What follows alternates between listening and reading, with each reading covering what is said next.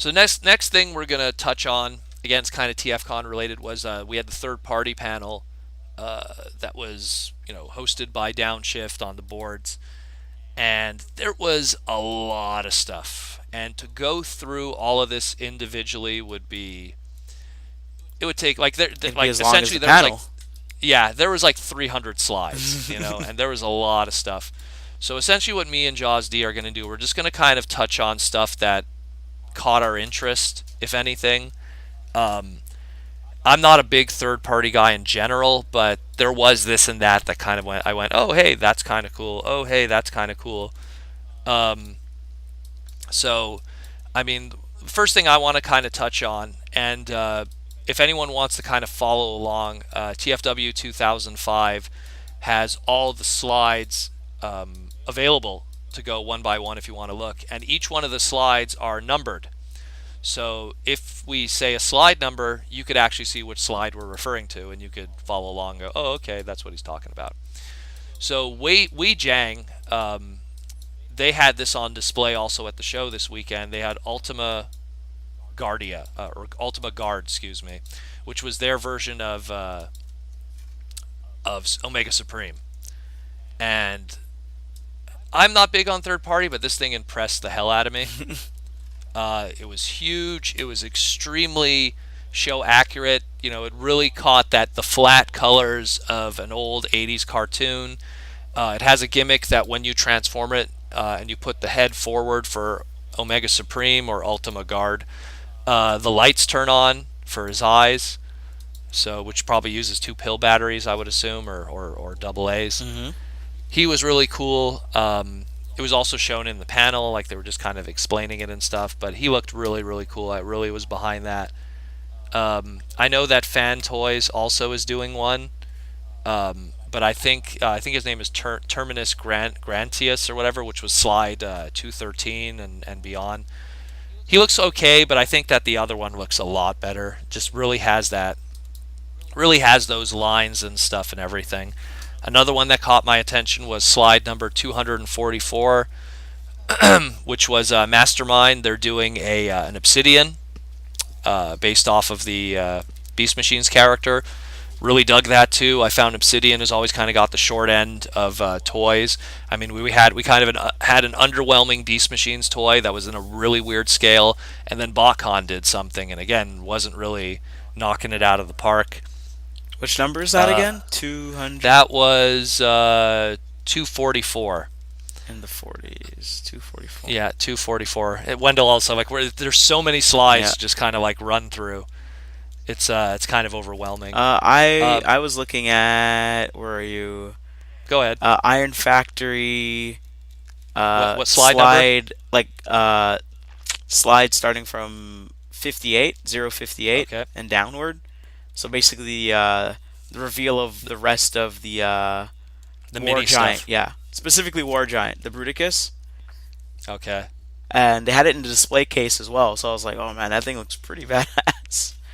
I don't know. Well, I yeah, I, they I kind of dig when they do like little tiny ones and they're super articulated and everything. And I find it's funny that they call Swindle Bazooka Hound, which I find is a bit funny. um what was interesting, I hope someone has a photo online from TFcon. They actually had a beautiful display of all their small stuff. Oh, I took a ton of pictures of that. Yeah, did you? Yeah, yeah. Okay. Maybe like send me some. Maybe I'll put it in the thumbnail. Okay. Cause like they had like it was like a beautiful lit glass display with like everything they've done up to that point of mini stuff, and it was just gorgeous. And I dig that kind of stuff too. I like the more smaller, just something again that Hasbro really wouldn't do, so because it would be too expensive to do something of that small Yeah. but that complicated. It's like that it completely defeats the purpose of their Legends line. It's supposed to be small and affordable. Hmm. So another one that was interesting that caught my eye, but I feel that Hasbro probably Takara will do it down the line. There was a Masterpiece esque kind of Buster and Hydra for Master Force. That's slide 297 and beyond.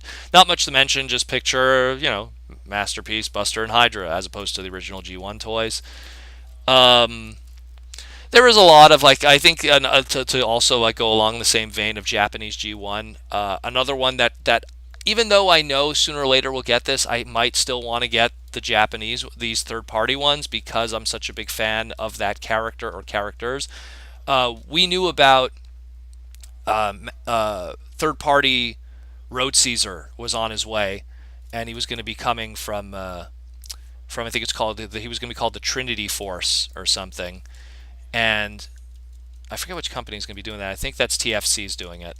And in this, it's slide number 126 and beyond. It goes for like a good like 20 slides. We were shown Blacker, who was like the first member of Road Caesar. I don't know what his he's called Raging Bull. Yeah. Okay, I see what they did there. Ha ha ha ha. Because Blacker turned into a Lamborghini in the original. There you go. Clever. So for those who don't get it, it's because that's the logo of Lamborghini. So we've seen that one already, and that one we've known for quite a bit. The other two members have yet to be shown. We were shown them in the panel this time. So Braver, who's my favorite of the three, he's called Red Knight here. He's also looks great. He looks absolutely great, and I'm really looking forward to him. And then they showed they're not complete yet, so they only had the grays of the final member, which is called Wild Hunter. His original Japanese name was he was called Blacker. The other one was called Laster. So this is Blacker. He's called Wild Hunter. I don't know why what the connection is with Wild Hunter. Well, he's an off-road vehicle. I'm not a big fan of the alt mode on this one because it's kind of a little bit of an aesthetic departure from the original. Blacker's original toy was more of a low-rided dune buggy. This one's kind of more along the line, similar to what Beachcomber is. Which is more of a Baja. I don't know how to describe it. It's just more where this one's more of a higher suspension one. I guess they just wanted to do something that looks different. Yeah. And I think also because one of the biggest flaws with the original Road Caesar toy was all three of the cars were the same size, and they were just a three combiner. And because they were the same size, because Blacker had to make the torso and the upper part, it kind of created this odd proportion. Yeah. So I guess maybe the reason why this one is such a huge departure from the other two is because they needed something that had more meat to it to make that better torso. And we see that in the next images, starting at slide 147 and beyond. We see the combined form of Road Caesar, and it looks great. It looks way better. The one flaw that the original Japanese toy had was it didn't capture that same facial aesthetic that the animation did. And so this does that. So I'm honestly, part of me is, just because I like the character, even if Takara does it in the future down the line, I'll still be happy to own this because I really, really like Road Caesar from from Victory. Back in like 1997, he was one of those like holy grails as a kid I wanted to get. Right. Like when I say kid, I was in high school in '97. But like I just remember like looking at photos of him and going like, he's so cool, like an Autobot car combiner team. Right. That's this like not Headmaster concept, which was the Brainmasters. Like it was just this combination of all the cool things I liked about Transformers. So I was big into Headmasters back then. I thought it was just so cool.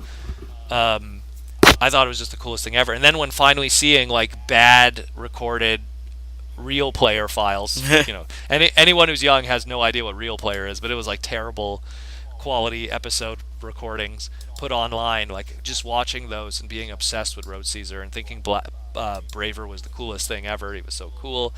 I don't know. I just really dig it. That's probably the winner for me of all of this. When they showed those, really caught my eye.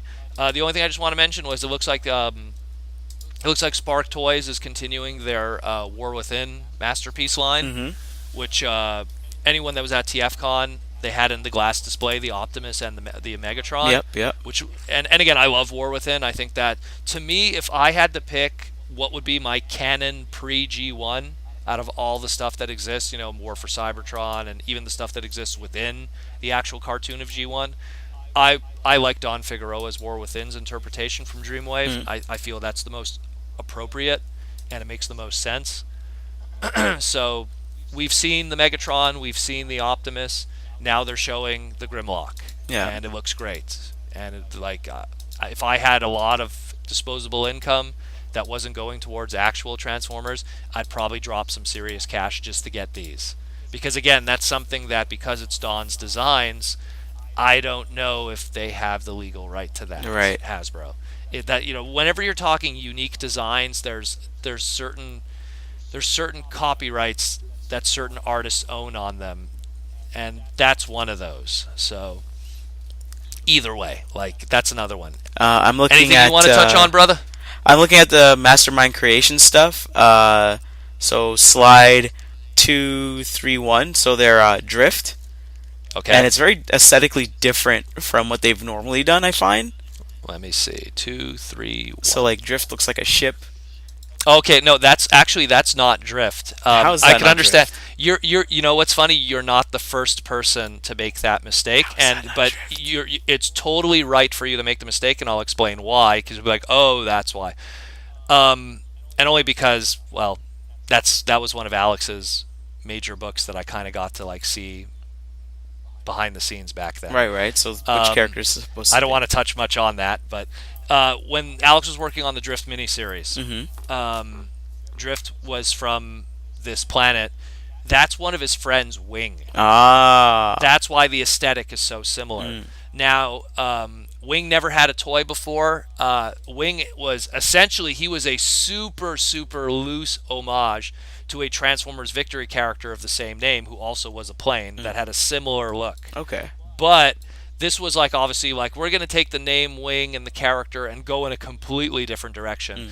And Wing was a friend of Drift that was very close with him and stuff. And I might as well say it. Spoiler: he dies at the end of the miniseries Mm. and gives his sword to Drift. Ah. Okay. So that's why. Again, That sounds that's why I super was about. familiar.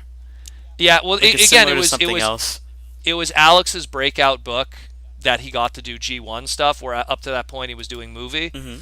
So, and that's why. So Wing has a special place in Alex's heart, because that was one of the first characters he had to design from the ground up, and that's why everyone's like thinking it's Drift, because he's holding Drift's sword. He's Yeah. colored like Drift, and he looks like Drift. Just he's a plane Mm-hmm. or a jet or whatever, or some kind of flying thing from. So I could understand why people were making that mistake. It's just that you just got to read the book and you'll be like, oh, well, his whole clan is kind of like that. And They all look like that. They all kind of carry those kind of weapons, because they believe that they were the descendants of the Knights of Cybertron. right. So and it's, again, great book to read. Really, really good. Alex Mill and Joshua Perez. I think it's Shane McCarthy was the writer on that one and the designer also. Really good book. Really, really, really good book. A lot of cool cameos too. Protoman makes a cameo. And also, when it goes into slide 237, you see the retool of that, Yes. which is The retool of that one, the story with that is, that's when Drift was a Decepticon before all of that.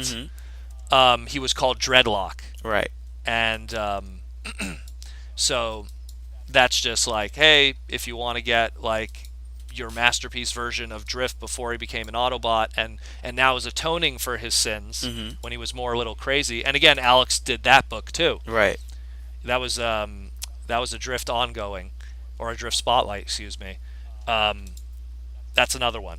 Like, that's like, he's with the Decepticons. He's a little more crazy. He's a murderer, and it kind of like explains why now he's more at zen with himself and writing haikus and sipping tea. Well, maybe not sipping tea, but like how he's more just more Buddhist now later in his life, Yeah. because he wants to atone for what he used to be before.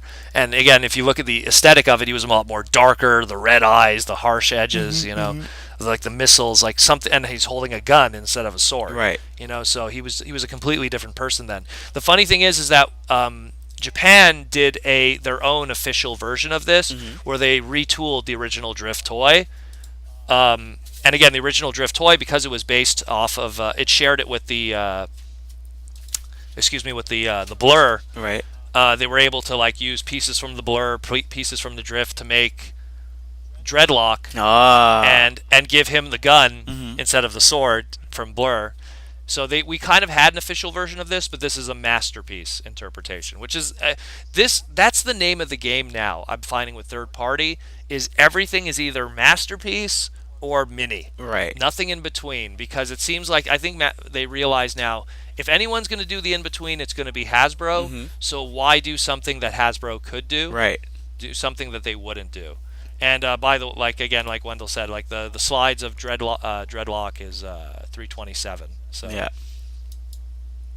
and then actually right after that is the Hot Rod, which was our exclusive that we had this year. Which I had no intention of buying the exclusives, and then I saw this one, and I'm like, well, damn it. Shout out to You Boris. were so kicking yourself in the butt. You're like, no. Boris, once again, man, mastermind, ages 3 and up table. Thanks again, bro. You're always amazing. I know you're probably not listening to this, but yeah, thanks again.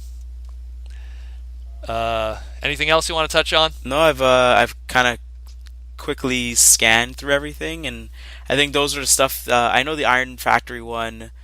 They were announced maybe last year, and they were like silhouettes, and now we're finally getting to see the finished products. Everything else probably was there for purchase. So I'm not mentioning the stuff that was available for purchase.